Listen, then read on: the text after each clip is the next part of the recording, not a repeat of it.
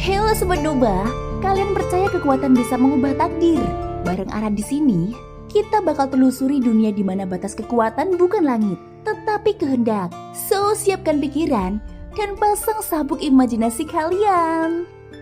Junior Xiaoyan memberi hormat kepada patriark dan tetua keenam. Meski dalam hati terkejut karena kemunculan tetua keenam yang tiba-tiba, Xiaoyan tetap menahan diri. Dia tahu ini bukan saatnya bersikap sembrono. Namun dalam salamnya, dia sengaja tidak menyebut nama Xiao Dingtian, yang membuat ekspresi pria tua itu langsung menggelap. Xiaoyan, barusan aku dengar patriark memujimu, tapi melihatmu secara langsung, kau lebih seperti bocah pembangkang yang banyak digosipkan itu, ujar Xiao Yuhua dingin, tanpa menunjukkan emosi di wajahnya. Kau juga orang pertama yang berani membuat keributan di taman leluhur.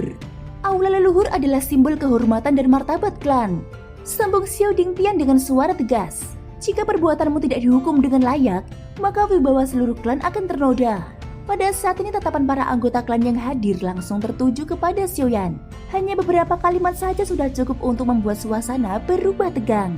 Dari nada bicaranya, jelas bahwa Xiao Dingtian ingin menghentikan Xiaoyan dari berpartisipasi dalam pengorbanan klan hari ini.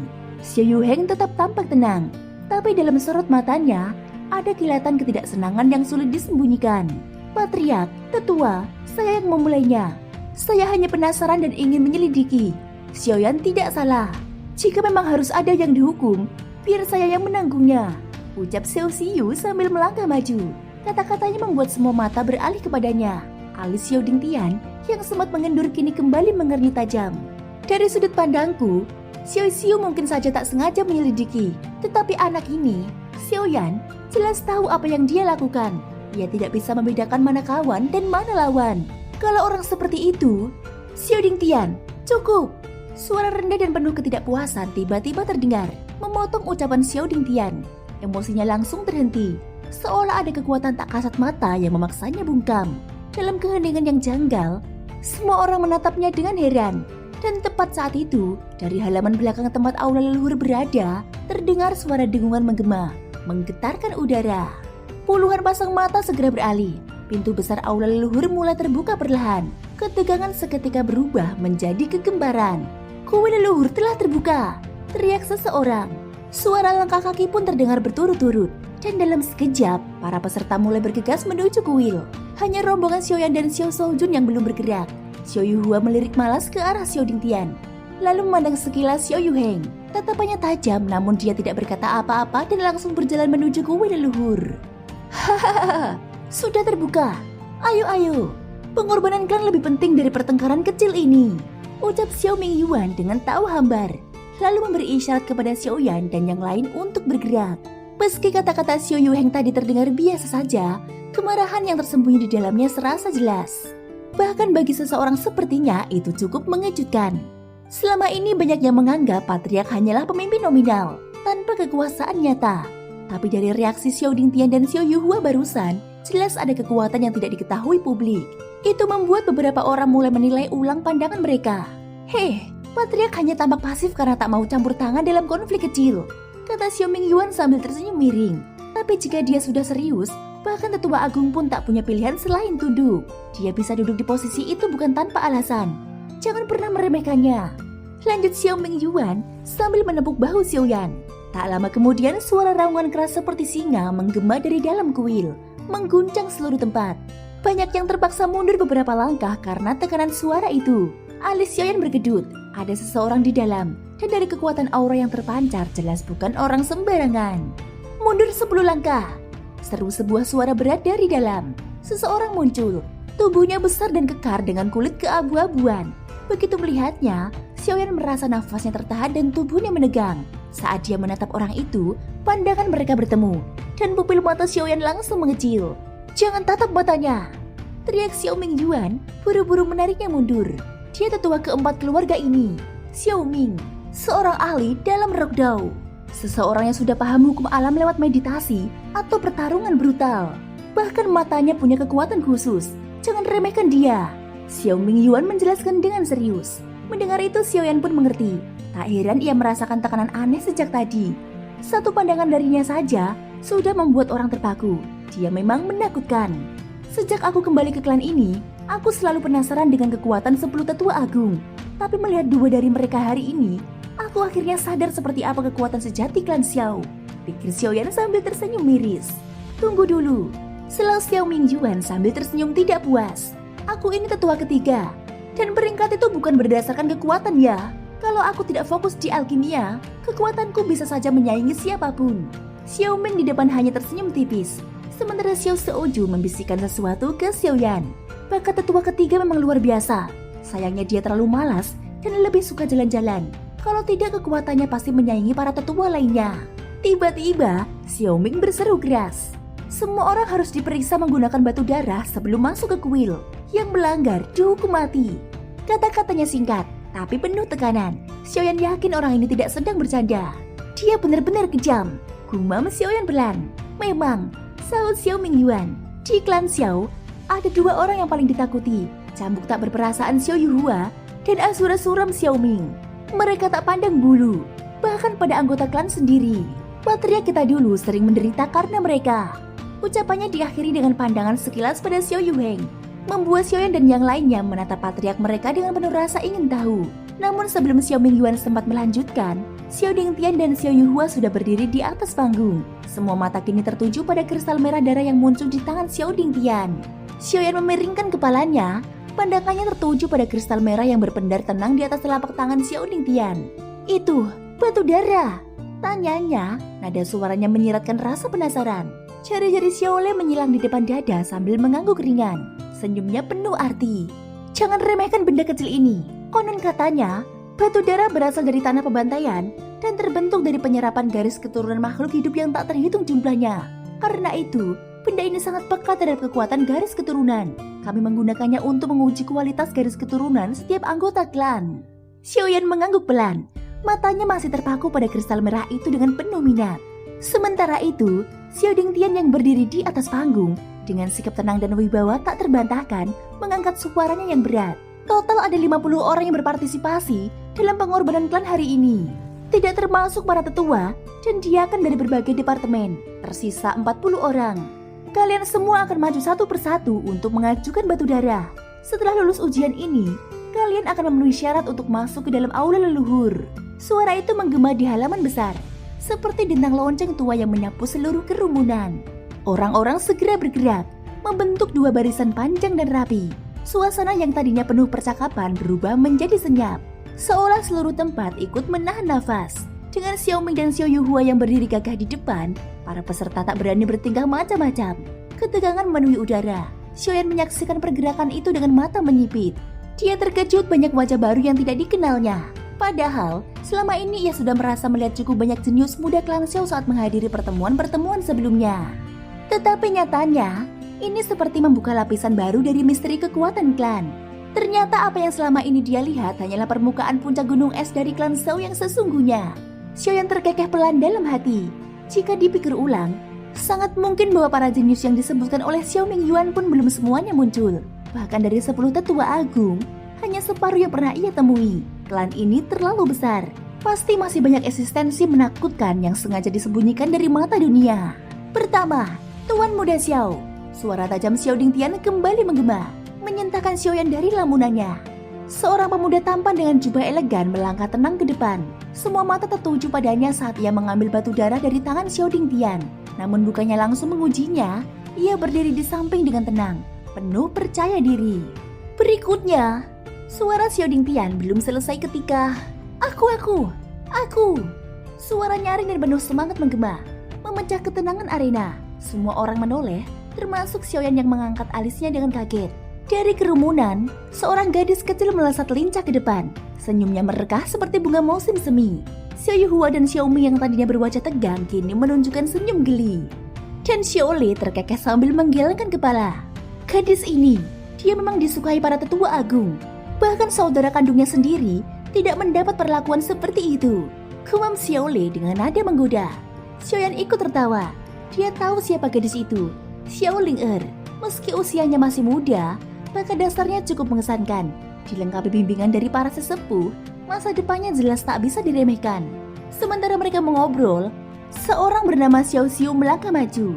Tangannya menggenggam batu darah dan mengalirkan setes darah ke dalamnya. Kristal merah itu mulai bercahaya. Dari merah, berubah menjadi ungu, lalu putih. Nafas-nafas pelan terdengar dari penonton saat warna itu berdenyut lebih pekat, sampai akhirnya berhenti di warna putih bersinar. Xiao Xiu mengerun kening. Hanya selangkah lagi dari tingkatan emas murni. Ia tampak kecewa, lalu melemparkan pandangan dingin pada batu itu dan berbalik mundur. Ini menunjukkan tingkat garis keturunan, tanya Xiaoyan, matanya masih terpaku pada batu yang berkilau. Garis keturunan kelas putih yang padat, hampir emas murni. Itu sangat luar biasa. Xiaolei menjawab, nada suaranya menunjukkan rasa kagum. Xiao Shuobin menambahkan dengan santai. Dalam klan Xiao, batu darah menentukan kualitas garis keturunan dengan warna merah, ungu, putih, emas murni, lalu emas cemerlang. Semakin gelap dan pekat warnanya, semakin kuat potensi orang itu. Xiao Feng tiba-tiba muncul di sisi Xiaoyan. Wajahnya yang biasanya tenang kini tampak dingin dan penuh ketidakpuasan. Tapi itulah kelemahan terbesar klan ini. Keturunan unggul seakan ditakdirkan untuk memimpin. Yang lainnya dilupakan. Xiaoyan terdiam. Hatinya sedikit terusik. Dunia ini terlalu sering menilai seseorang dari garis keturunan semata, seolah darah menentukan segalanya. Dulu dia pun pernah merasakan hinaan karena hal yang sama. Matanya menyapu kerumunan. Tidak ada tanda-tanda kehadiran Xiaoyan. Jadi, dia benar-benar tak bisa ikut karena amarah dewa itu. Pikirnya dalam hati. Ia menghela nafas pelan, menggertakkan giginya. Aku tidak membenci garis keturunan karena tidak bertarung, ujar Xiao Feng tiba-tiba. Aku hanya membenci ketidakadilan di dunia ini. Selanjutnya, Xiaoyan. Kerumunan mendadak sunyi. Semua tatapan kini tertuju padanya. Penuh rasa ingin tahu, curiga, bahkan permusuhan yang tersembunyi. Mereka tahu pertunjukan yang sesungguhnya akan segera dimulai. Xiaoyan menghela nafas pelan. Ia mengangkat kepalanya dan tatapannya bertemu dengan wajah tua Xiao Dingtian. Lelaki itu menyeringnya samar dan sinar tajam melintas di matanya. Xiaolei menepuk bahu Xiaoyan, memberi semangat sambil menyunggingkan senyum. Tenang saja, meskipun dia kasar, dia tak akan macam-macam. Dia penanggung jawab upacara ini. Mendengar itu Xiaoyan mengangguk. Ia melangkah ke depan, menghadapi tatapan 4 tokoh besar di tangga. Di antara mereka, Xiao Ming dan Xiao Yuhua menyipitkan mata, mencoba membaca kekuatan dari sosok yang telah mengacaukan banyak hal di klan Xiao. Xiaoyan, kalau kau tidak ingin dipermalukan, masih belum terlambat untuk mundur sekarang. Suara dingin Xiao Dingtian mengalir langsung ke telinganya. Sorry, tapi aku lebih suka tantangan daripada menyerah. Setelah mengambil batu darah dari tangan Xiaoyan yang masih mengepal erat, pria itu menarik nafas perlahan dan tersenyum tipis. Sekilas ada sesuatu yang aneh dalam senyum itu, namun tak ada yang bisa menangkap artinya. Dia berbalik perlahan, kembali melangkah ke tengah kerumunan, meninggalkan Xiaoyan yang terpaku di tempat. Wajah tua pria itu tampak kabur di balik kabut tipis, seakan menghilang bersama waktu. Namun suaranya yang getir terdengar jelas saat memanggil nama peserta berikutnya. Tak lama setelah Xiaoyan berdiri kembali, sebuah suara ceria tiba-tiba menyembul dari sampingnya. Apa yang dikatakan si orang tua gila itu kepadamu tadi? Xiaoyan menoleh dan langsung mendapati wajah cantik Xiao Ling-er menyembul dari balik bahunya. Senyumnya yang khas menghiasi wajahnya yang cerah. Gadis ini memang satu-satunya yang berani berkata seperti itu di tengah kerumunan klan Xiao. Bahkan status Xiao Dingtian pun seolah bukan ancaman baginya. Xiaoyan tertawa kecil, tak bisa menahan diri. Tidak ada yang penting, hanya sekedar tanya kabar, seperti orang lama yang bertemu kembali. Xiaoyan menjawab dengan santai, menyembunyikan emosi di balik senyum tenang. Xiao Ling-er menjibir kecil, jelas tidak puas dengan jawabannya, tapi memilih tidak memaksa. Ia mengalihkan pandangannya ke depan, dan begitu melihat sosok Xiao Chunghang, ekspresi di wajahnya langsung berubah. Sorot jijik terpancar dari mata indahnya.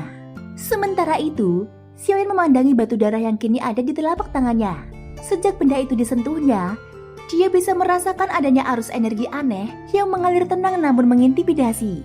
Energi itu tampak seperti binatang buas yang tengah tertidur dan bisa meledak kapan saja. Dan lebih dari itu, kekuatan di dalamnya bahkan lebih pekat dan tajam dibandingkan batu roh kelas atas yang pernah ia lihat. Namun pikirannya segera terhenti saat suara pelan namun tegas bergema di telinganya. Jangan terlalu fokus padanya. Bahkan beberapa tetua kuat di klan pun tak berani menyentuh batu darah ini sembarangan. Xiaoyan menoleh. Xiao Xiaojun telah berdiri di dekatnya, memandangnya dengan tatapan serius. Meski kamu punya api surgawi, jangan gegabah. Energi dalam batu itu bukan main-main. Kuat iya, tapi juga buas. Kalau tidak hati-hati, malah bisa melukai dirimu sendiri. Xiaoyan mengangguk perlahan, namun sorot matanya tetap penasaran. Xiaojun seakan menangkap itu dan lanjut bicara. Energi dalam batu darah ini Katanya jauh melebihi batu roh manapun. Ada desas-desus, kristal yang terkandung di dalamnya adalah kristal darah tingkat atas. Benda langka yang konon mampu menciptakan sebuah kekuatan besar setingkat leluhur asal. Tubuh Xiaoyan bergetar saat mendengarnya. Kata-kata itu seperti guntur yang mengguncang hatinya. Apa yang dikatakan Shao Jun benar-benar sesuatu yang belum pernah ia dengar. Meski cuma rumor, tapi setidaknya itu menunjukkan betapa besarnya energi dalam batu itu. Sayangnya, setelah menyerap darah dari begitu banyak makhluk hidup, energi di dalamnya jadi kotor dan ganas. Kalau kamu nekat mengendalikannya tanpa metode yang tepat, bukan kekuatan yang kau dapat, melainkan kegilaan. Xiao Jun menghela nafas dan menggelengkan kepala. Xiaoyan pun menyadari bahayanya. Rasa penasaran dalam hatinya perlahan mereda. Di sisi lain, Xiao Xuan yang juga memegang batu darah, tiba-tiba merasakan gelombang hangat mengalir dari telapak tangannya. Kekuatan yang terasa hidup menyebar ke seluruh tubuhnya, mengaliri meridian dan memicu pusaran Qi-nya. Dia menahan nafas. Energi spiritual dalam tubuhnya mulai membengkak pelan. Dan akhirnya, tahap pembagian batu darah selesai. Di bawah instruksi pemimpin klan, para peserta semua kecuali Xiao Xiu membentuk barisan rapi. Satu persatu mereka menjatuhkan status darah esensi ke batu darah mereka. Pujian garis keturunan dimulai. Begitu darah menyentuh permukaan batu, semburan cahaya merah terang meledak dari setiap batu darah. Cahaya itu begitu menyilaukan, menciptakan kabut darah yang menyelimuti seluruh halaman. Dari kejauhan pemandangan itu tampak seperti kabut merah dari dunia lain. Tatapan penuh harap semua petinggi klan kini terarah pada anak-anak muda itu, terutama Xiao Dingtian, yang diam-diam melirik ke arah Xiaoyan. Tatapannya menyimpan makna mendalam, seolah tengah menunggu sesuatu yang besar. Lalu, perlahan warna merah mulai berubah. Dari dalam kabut merah, muncul semburan cahaya ungu. Cahaya itu berpendar, menciptakan lingkaran-lingkaran energi yang semakin intens. Hingga akhirnya, seberkas cahaya putih susu memancar tajam, sebelum berubah menjadi emas merah menyilaukan. Garis keturunan emas merah, seru Xiao Yuhua dan Xiao Ming bersamaan. Wajah Xiao Yuheng berubah drastis. Itu Ling tawa bahagia meluncur dari bibirnya. Luar biasa, garis keturunan gadis itu memang tidak mengecewakan.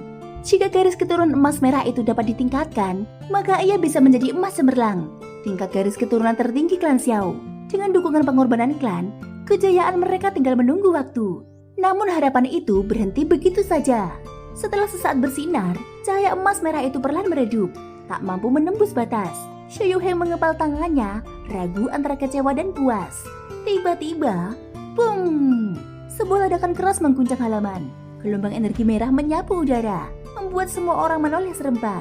Di tengah kabut yang membumbung, sebuah sosok muncul, lusuh, tercabik-cabik, seperti baru keluar dari neraka. Xiaoyan, batu darah di tangannya nyaris hancur. Energi merah telah tersebar ke segala arah. Jubah hitamnya compang-camping, rambutnya berantakan. Dia berdiri kaku di tempat, seperti habis diterjang badai. Semua mata tertuju padanya. Keheningan menyelimuti halaman. Meledak, gumam salah satu tetua. Suasana seketika menjadi canggung. Beberapa orang saling pandang, mencoba menahan tawa. Xiao Dingtian, di sisi lain, menyunggingkan senyum tipis. Senyum yang tak dapat dibaca artinya. Thank you guys sudah mendengarkan ceritaku sampai akhir. Jangan lupa, hidup itu kayak Xiaoyan. Kalau jatuh, bangkit dengan aura yang lebih besar. So, ikutin terus kelanjutan episode-episode selanjutnya ya. Semoga hari kalian menyenangkan. Sampai jumpa dan bye-bye.